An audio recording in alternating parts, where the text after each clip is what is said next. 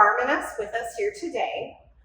Often we go into our pharmacist and sometimes we're not sure which medicine we should be taking, especially with our treatments.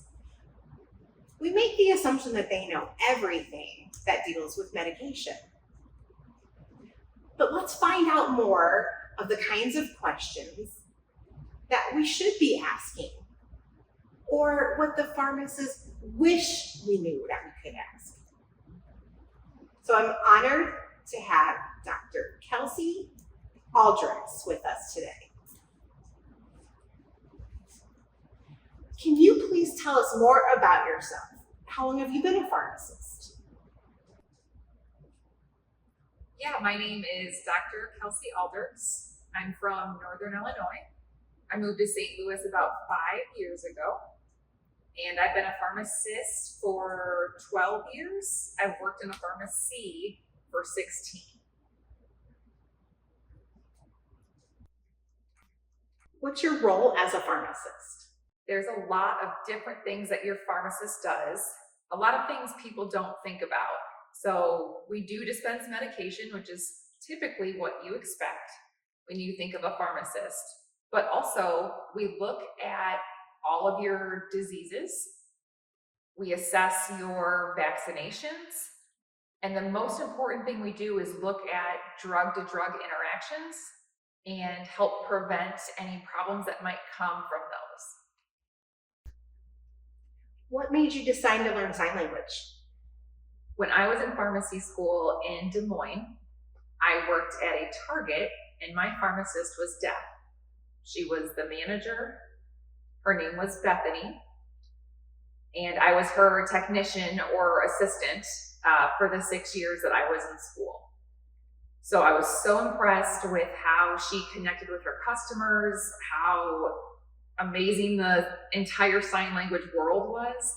And I finished school being a pharmacist, but since then I want to kind of marry those two things that I love the most. So signing and medication. Why is it important for a person to have good communication with their pharmacist? Just like you as the patient assumes that the pharmacist knows everything, we assume that you understand the complex part of medication, and it's not always that simple. It is so important to tell your pharmacist how you're feeling, the side effects you experience, any other medical conditions, or especially if you're using another pharmacy, so that we can look at the problem as a whole and not miss any holes that might affect your health moving forward. What kinds of questions do you wish that a deaf, hard of hearing, or deafblind individual would ask their pharmacist when they're going through treatment for cancers? I wish they were honest about how the medication made them feel and ask how we can improve it. A lot of medications, while they're there to help you feel better, they have side effects that can make taking them hard. So if they were as open and honest about it, about I'm nauseous, I can't sleep, or other problems they're experiencing, and they asked about that, we could make it a lot easier. You just don't know what you don't know.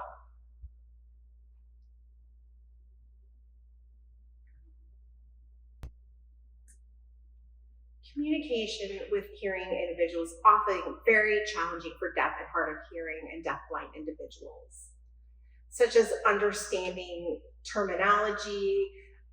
Some of these medical names are very hard and long words to understand. What would you suggest for us when we are communicating with our pharmacists? I think the best way to go about that is to make sure your pharmacist knows that you are deaf or hard of hearing, so that they can plan ahead for extra time to go over everything about the medication with you.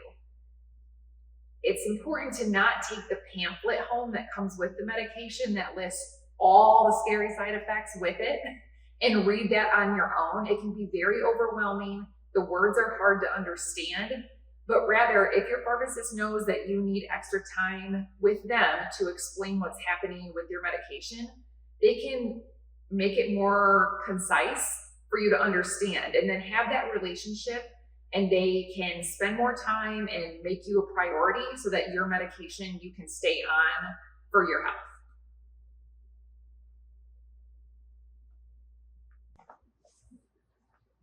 Is it okay to go to multiple pharmacies to pick up medicine, or do you recommend that they stay with the same pharmacy, and why or why not? It's very important when you can to get all of your medications at the same pharmacy, because our computers don't all connect. And let's say you're picking up a medication for blood pressure one place or chemo at another, they might interact and cause you to have a harmful episode coming up. Your pharmacist won't know that.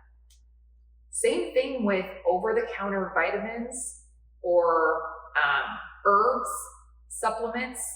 They're all very important to make sure your pharmacist is aware to prevent any drug-to-drug interactions. So sticking with one pharmacist is the only way to do it.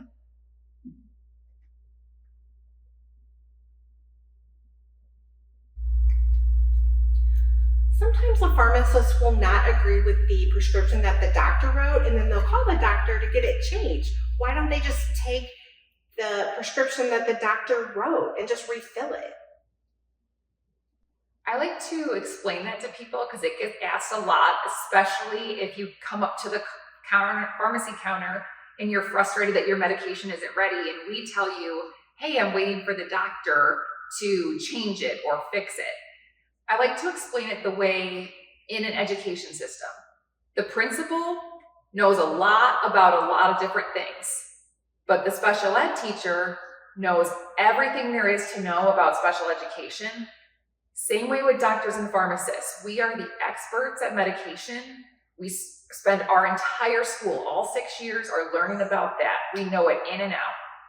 Doctors don't have as much time spent with medication because they're also learning diagnosis and how to treat and how to look at wounds, stuff like that. So they are so knowledgeable, so helpful. However, there's times when they make a choice or send over a dose that we just have more education behind. And it's really a collaborative effort when we get there to make sure we make the best choice for you as a patient.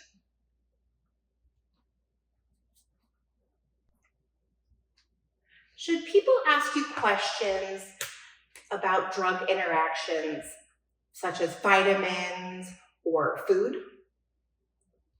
Yes, vitamins, supplements, herbs, all important to make sure your pharmacist knows you're taking.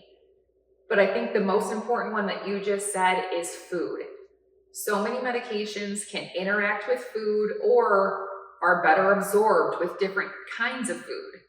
So going through your diet, although it takes a longer time to stand at the counter and talk through, can really help make sure you feel the best when you're on medications that might not always initially start that way.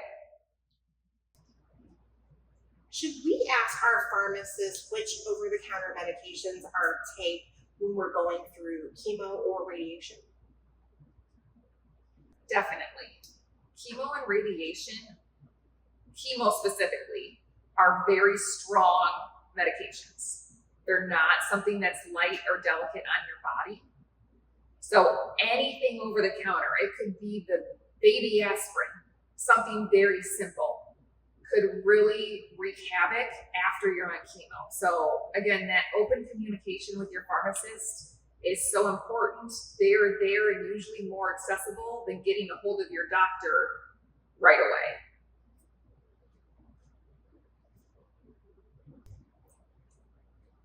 Should individuals tell you that they have cancer? Yes, please make sure to tell your pharmacist if you have cancer or any other more simple health conditions in your past, like high blood pressure, high cholesterol. All of these things can change how effective your medication is and help make your process to healing better. Is there any advice that you would be willing to share with us? Definitely, if you are deaf, hard of hearing, or deaf blind, please make sure you tell your pharmacist that so that we can make sure we spend the necessary time with you, give you the right resources so that you can stay on your med, and we can make sure we get you to your right health goal. The other part of it is to find a pharmacist that you know and trust. The better we know you and the longer we have that relationship, the better health we're going to get for you in the end.